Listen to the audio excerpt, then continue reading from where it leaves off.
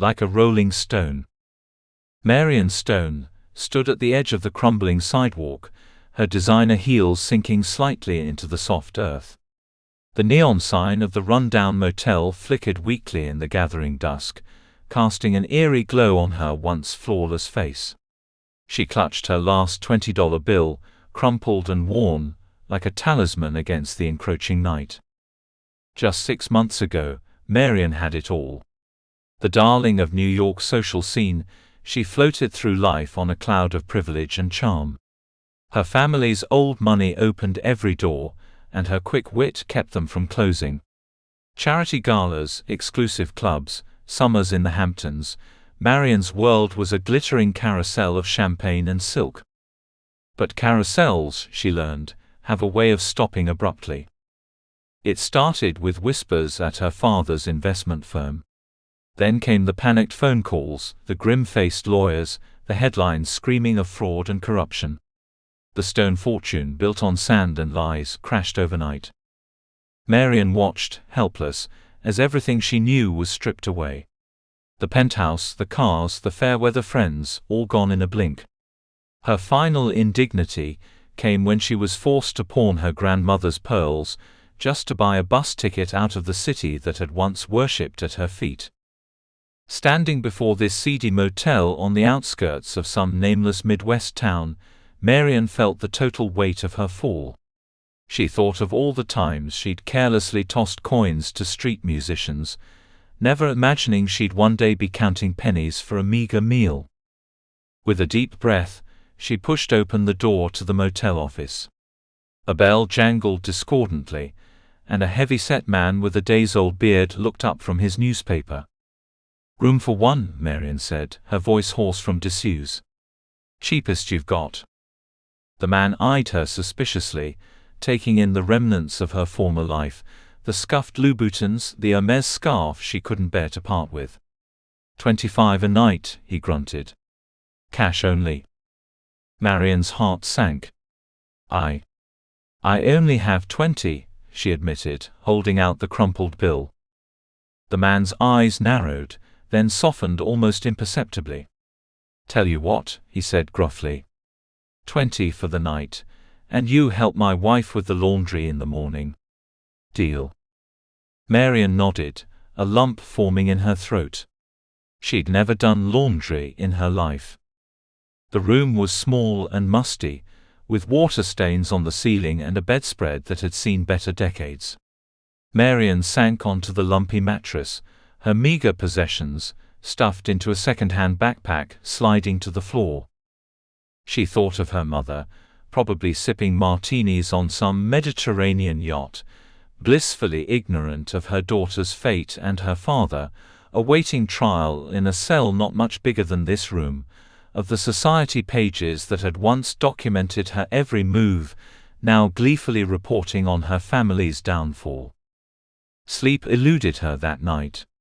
As dawn broke, Marion found herself wandering the nearly empty streets of the small town. The early risers, bleary-eyed shift workers and determined joggers barely spared her a glance.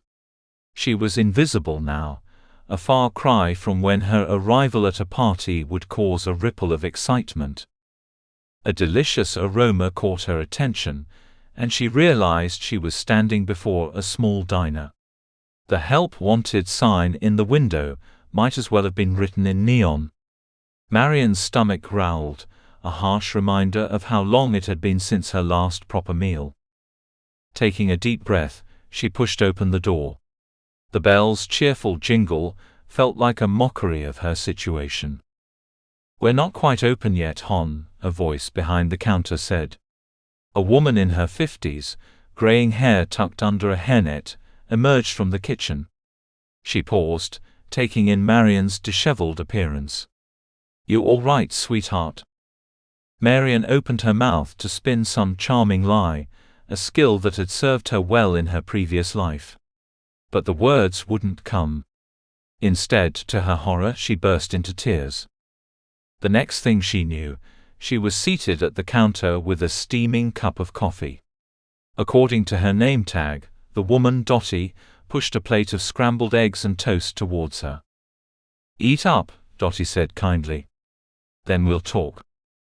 As Marian wolfed down the food, she found herself pouring out her story.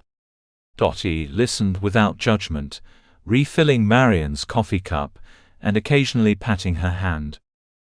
"Well," Dottie said when Marian had finished, "looks like you've had quite a journey. The question is, where do you go from here?" Marian stared into her empty coffee cup, seeing the dregs of her former life. "I don't know," she whispered. "I don't know how to do anything useful." Dottie's laugh was warm and free from malice. "Honey, everyone starts somewhere. You said you've never worked a day in your life. Well, today's your lucky day. I need a new server, and you need a job. What do you say?" Marian looked up, hope warring with fear in her eyes. "But I don't know how." "I'll teach you," Dottie interrupted. "You'll make mistakes, you'll drop plates, you'll get orders wrong. But you'll learn. That is, if you're willing to try." For a moment Marian saw herself as she once was, sailing through life on the cushion of wealth and privilege, looking down on the people she now found herself among. She thought of all the service workers she'd treated with casual disdain, the little people she'd barely acknowledged. "Yes," she said firmly, surprising herself with the strength in her voice. "Yes, I want to try." The next few weeks were a blur of new experiences. Marian's feet ached from hours of standing, her hands grew callous from carrying hot plates, and her brain struggled to keep up with the rapid-fire orders during the lunch rush. But with each passing day, she felt a growing sense of accomplishment. She moved out of the motel into a tiny studio apartment above the hardware store. The landlord, a kindly widower named Mr. Grayson, let her pay the rent in installments. Her co-workers at the diner, Dottie, no-nonsense cook Louise, and fellow waitress Tammy, became something like family. One quiet afternoon, as Marian wiped down tables between customers, the bell above the door jingled. She looked up to see a vaguely familiar face, a man about her age, dressed in the uniform of a delivery company. "Marian," he said incredulously. "Marian Stone." It took her a moment to place him. Tommy Whitaker. Tommy had been on the fringes of her social circle in New York. The scholarship kid at their elite private school, always a bit out of place among the trust fund babies. Marian remembered, with a pang of shame, how she and her friends had lightly mocked his second-hand clothes and quaint middle-class manners. "I heard about what happened with your family," Tommy said, his voice gentle. "I'm so sorry, Marian." She waited for the humiliation to wash over her, to feel the sting of being seen in her reduced circumstances by someone from her old life. But instead she felt a strange sense of calm. "It's okay," she said, surprising herself with the sincerity in her voice. "I'm okay." They talked for a while, Marian brewing fresh coffee as Tommy told her about his life since school, working his way through college, landing an excellent job with the delivery company, and buying his first home. She found herself genuinely interested, free from the condescension that would have colored such a conversation in the past. As Tommy was leaving, he hesitated at the door. "Listen, Marian," he said, "I'm in town for a few days on business. Would you maybe want to grab dinner sometime? Catch up properly?" The old Marian would have laughed at the idea. But the woman she was becoming, who knew the value of hard work and genuine connections, smiled warmly. "I'd like that," she said. That night, as Marian walked home from her shift, she hummed a tune she couldn't quite place. The streets of the small town, once so alien and hostile, now felt almost like home. She thought of the journey that had brought her here, the dizzying fall from grace, the struggle to find her footing in a world she'd never known. For the first time in months, Marian felt a sense of peace.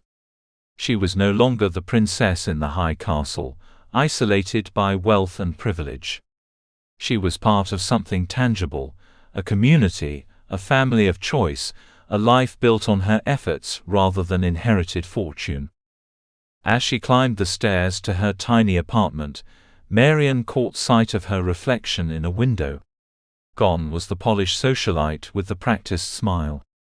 In her place stood a woman with calloused hands and tired eyes, but also with a newfound strength and purpose. Marian Stone had been cast adrift, forced to navigate a world she'd never seen.